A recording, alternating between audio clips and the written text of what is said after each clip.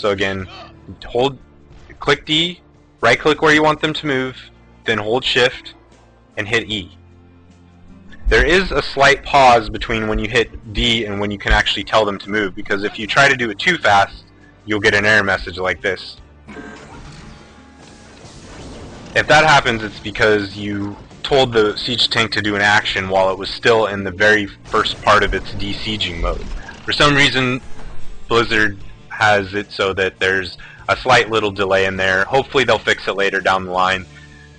For now, you have to get around it though by delaying slightly between when you hit D and when you actually right click to move the tank. Or you can just spam clicks until you see the green show up. Once you see the green show up, then you know it actually took the action. So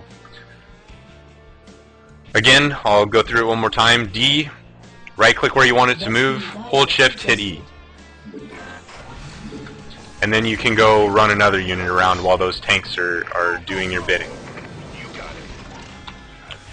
So if you're a newer player, you're newer to siege tanks, and you really want to work on your gameplay and especially your micro and being able to multitask, then you're going to want to practice a little exercise like this.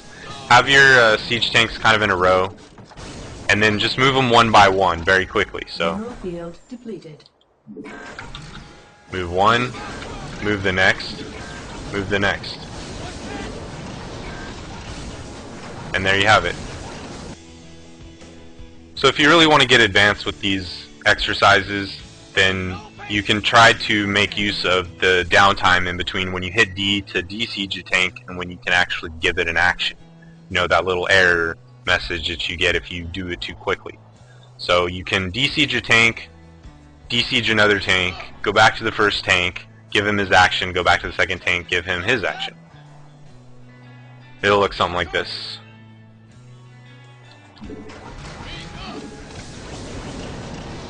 So it just basically makes use of the time in between. Or you can, likewise, you can use a little marine to represent the other micro that you'd be doing. So de-siege, move your marine around, move your tank, move your marine around again.